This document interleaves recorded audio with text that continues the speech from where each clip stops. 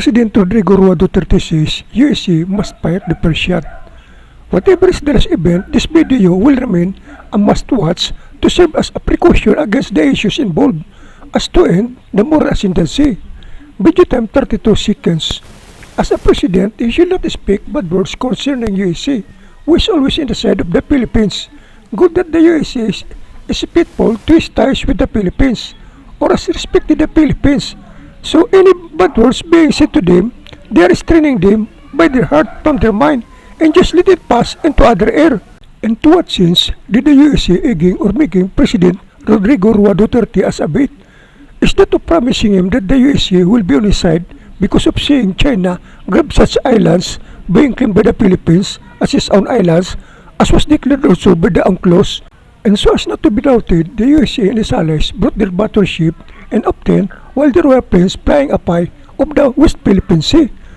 Is it of USA defending the declared island for the Philippines by UNCLOS is a favor to USA?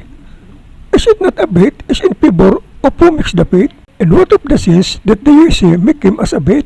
That the USA says, go fight the China and we are at your side, so as not to lose the freedom of navigation.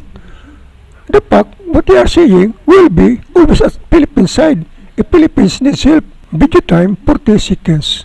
Oh, USA is not a moron. Their armaments and so as the allies are already there in the West Philippine Sea to show support upon your decision.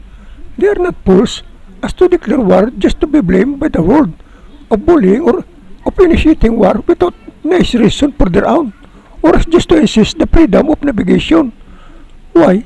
It is good for them to declare war against other nations for the sake or for the good of the Philippines, whose president didn't even show a convincing interest about the West Philippine Sea Islands, or not cooperating, likely about the UNCLOS decision, favor to the Philippines. You may just see, as you will yet to see the situation, than to be talking harshly for the USA. The fact, it is not just the USA who declared their support. So why so mad to USA? As just because of such institution in USA want to investigate you about anti-drug war, or as because of President Obama advices to you. Video time 42 seconds. Oh, it was already assembled together with the USA allies, but they are not forced to assemble their all armaments there just to be blamed by other nations of making war for no cause, as of without a formal words from you, as they are there to show support for the Philippines. Video time 45 seconds. Oh, they are not forced to fight the first shot while you are doing your own move of always trying to have diplomatic talk with the China. Ironically, being answered, if you insist, we will be battled.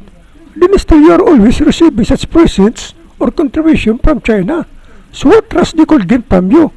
And then sad, as it when China trespass into legitimate islands of the Philippines with their battleships, then without ill will, USA is still on your side, as they again intensify their armaments to the West Philippine Sea and have a joint military exercise with the armed forces of the Philippines as resulted of China's withdrawal from that island. Video time 50 seconds. Oh, why can't you be direct to the point about that you will do the next? But the USA, just for intervening about drugs, you said you will make a war or will kill. It is not the way to treat a Philippines friend. If you consider USA not friend, but don't respect the USA as Philippines friend, did you not understand? We let them rent the bases here, but as when we use their soldiers or armaments, we pay nothing. When we were colonized by the Spaniards, there the USA helped the Philippines. Though the independence was not given yet, instead the USA ruled or guided the Philippines until the end of the World War II. Then USA established a relationship supporting the Philippines economy, or as allowing the Filipinos to live in their lands, that the Philippines population there grows bigger. So meaning the Philippines was not attacked by the Japanese because we are USA ally, but as because of economy recession, wherein the USA is captive or colony until World War II ended, 1898 to 1946. Video time 58 seconds. Oh, such an intellectual accusation.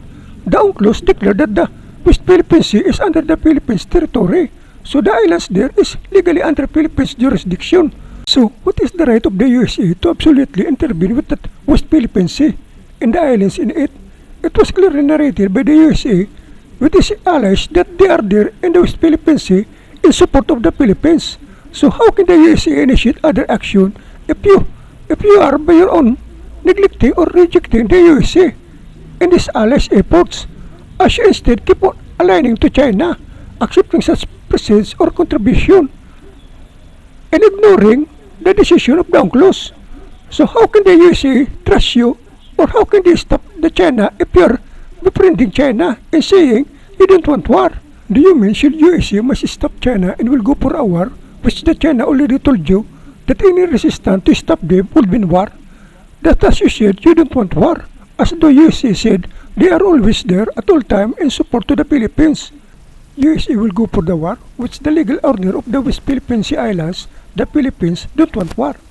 Would you think being an ally of USA, as USA battling the China for that West Philippine Sea Islands, then the Philippines not helping USA for that war, will that mean war against USA, as being known to USA that you are befriending China? And if you help the USA, it also would mean war to China. So unless you have a formal talks with USA, it is the legal reason for USA to be for. But ironically, you instead keep on talking with China. So what is the USA right to initiate a war just to be blamed by nations? Video time, 1 minute. Oh, the USA knows the limit. They already warned the China about it. And their armaments together with his allies already there. So why should the USA block the bringing of China's facilities in those islands if the owner itself of the islands doesn't like war or never cooperate with the actions of the USA and its allies? Instead, you test them as of egging you. Video time, 1 minute and 47 seconds. Oh, instead ask yourself, do you cooperate with the action of USA and its allies? Or do you formally ask the USA to stop China? How can the USA absolutely intervene on it if the owner itself or the islands always saying we don't want war and always aligning yourself to China and always hinting mistrust to USA? It is better for you to be silent than saying such unintellectual and irritating words against USA. Thanks for the USA for being so patient and broad in their minds. They just don't mind you with your irritating words. For USA really faithfully honoring the Philippines, for they knows President of the Philippines is in the Constitution that will continue to be replaced every term. Video time 1 minute and 59 seconds. You ask if Philippines is in possession of China, of the China Sea. So as you ignore again the UNCLOS decision, so assuming also that the USA has no right to intervene. So why saying that why the USA did not stop China of their construction in the Spratly Islands? In fact, it is not about China Sea. It is so clear in the declaration of the UNCLOS that it is about West Philippine Sea that was already decided for the Philippines jurisdiction.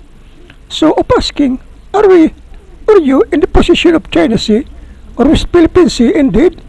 It is already a clear declaration of denying the UNCLOS declaration, which you always said a piece of paper, which was not honored by the China, which you also often dishonored, but sometimes later relying on it when being critical, and or sometimes later becomes never.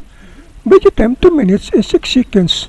Oh, see, that verbal deal to allow China to fish inside Philippines' exclusive economic zone that is already questionable to USA, as to insist they're resistant to China, and that is also a kind of serious act against Philippines citizenry. President Rodrigo Duterte dares the United States to fire the first shot against China amid tensions over the South China Sea. Duterte on Friday slammed Washington for supposedly using him as bait and egging him to provoke Beijing. I hope that China would not overdo things also, because there is always America pushing us, egging us. Ginagawa akong bait. Anong tingin ninyo sa Pilipino wati? Sabi na USRP pact, okay. Let America declare the war. Let them assemble all their armaments there in South China Sea. Fire the first shot and I'll be glad to do the next. Duterte also blamed the United States for allowing China's militarization in the West Philippine Sea. May 7th Fleet sila. Bakit hindi nila pinuntahan doon sa Spratly and say, hey guy, you are not supposed to build an artificial islands in the high seas. That is exactly prohibited by international law, and the fact that you are constructing it within the exclusive economic zone of our friend, the Philippines. Hinayaan nila. Ngayon na medyo nandyan na yan, all the guns are there, all the missiles are mounted, they want us to enforce our fisheries law and to protect the environment there. Tanungin ko sila, are we in possession of China Sea? Duterte is facing mounting public criticism over his supposed submission to China following a verbal deal he made with Chinese President Xi Jinping that allows the Chinese to fish within the Philippines' exclusive economic zone.